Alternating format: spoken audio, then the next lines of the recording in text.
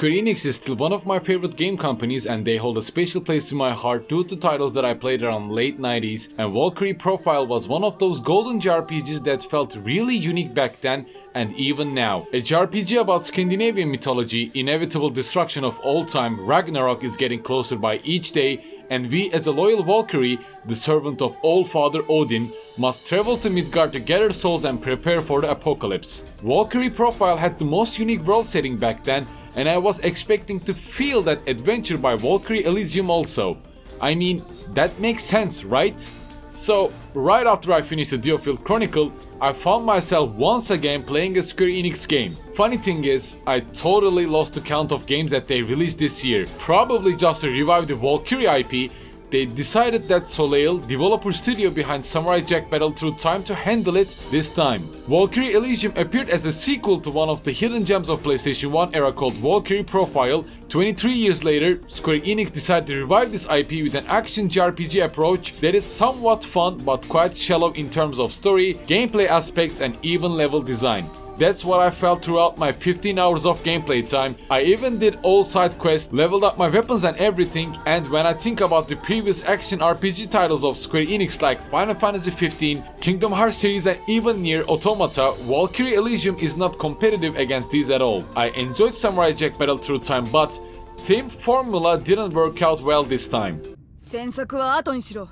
イーゴン、早速のお出迎えだ。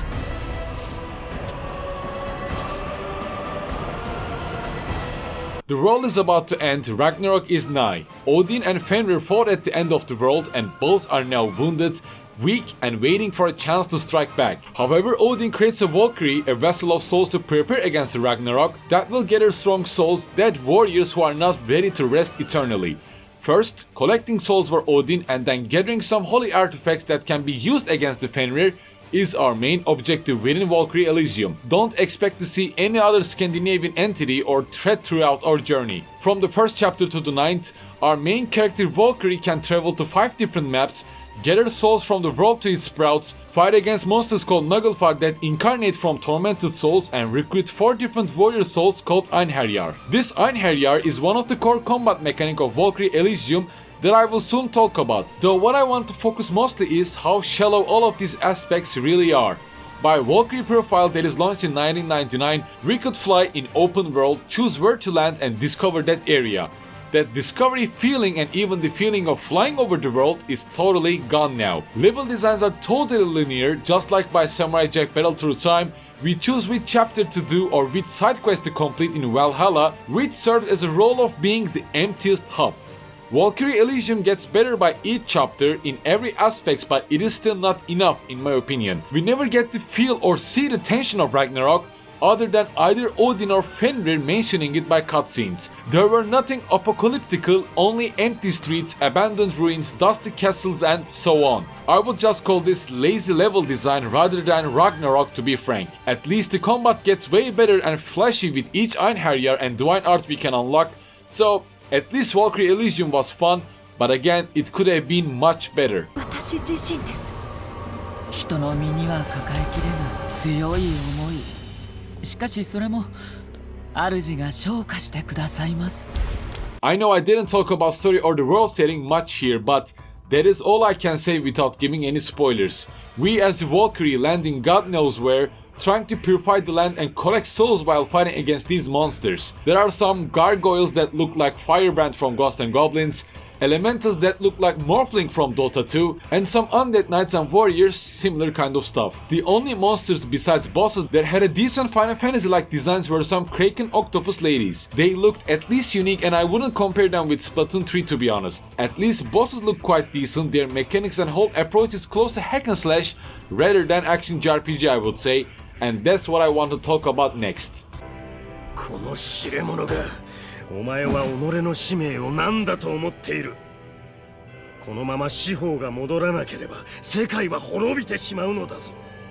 I don't think Valkyrie Elysium is, and I don't see it as an action JRPG, but I would call it a hack and slash experience to be precise. Just like Samurai Jack Battle Through Time, within specific areas, enemies appear and mostly there is no way to skip them if you don't like fighting that much.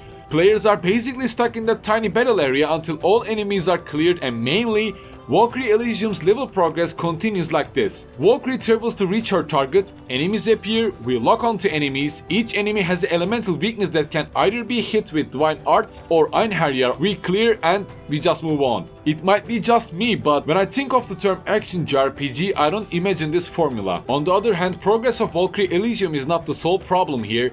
The problem shows itself with lack of weapons and moreover fluid action or combo choices within Valkyrie Elysium. There are 8 weapons in total, from sword to rapier and great sword, which by the way look insanely similar that you might mix which weapon is which. 2 spears, one is faster with more acrobatic moveset just like Monster Hunter's Insect Glaive, and the other is a heavier spear just like a lance. My favorite weapon is like a hammer or a club, so to say, that can turn into a dual wield weapon, providing consecutive attacks and can maximize the elemental weakness bar of enemies really quickly.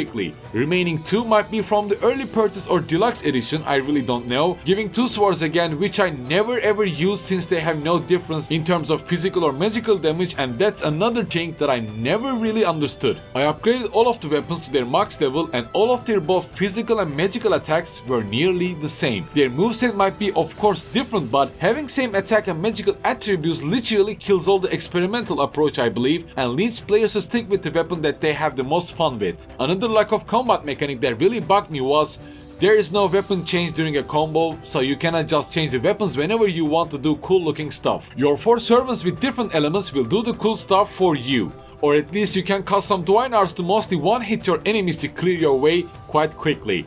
Whole level design is made for hack and slash genre, but the combat itself lacks the freedom of hack and slash. I would call Valkyrie Elysium an action-JRPG after maybe 7 to 8 hours when Valkyrie has 4 Einherjar servants, unlocked cool moves to do, and high-level Divine Arts to inflict heavy damage. Up until that point, it is a clanky hack and slash and nothing more.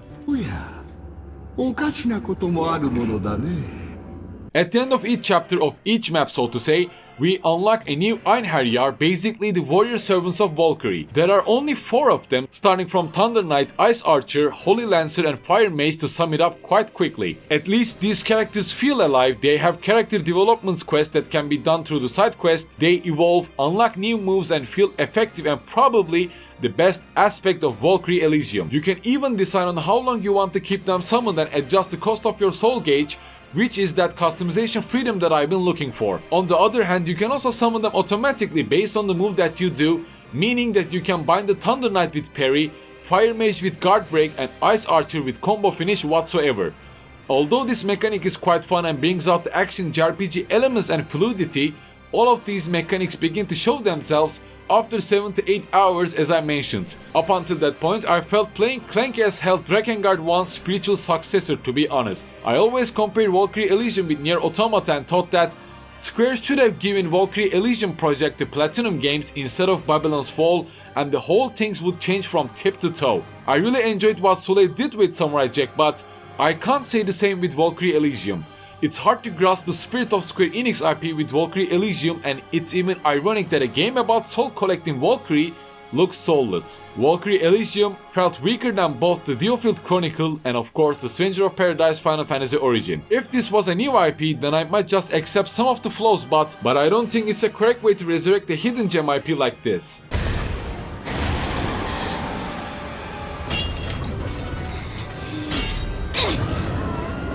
Visuals are a bit experimental, I would say. A mix of realistic and cel-shade design looks at least unique and didn't bug me that much. The character designs are matching the Square Enix's taste and also Valkyrie Elysium, so that it is also okay. However, if you're a type that is annoyed with unsynced lip sync during the cutscenes, you might wanna take a chill pill before, since it has no lip sync at all. Given that Valkyrie Elysium costs $60 US, I would recommend you to wait for a sale or at least a remaster of Valkyrie Profile Lenneth that will be released this December, and then give a chance.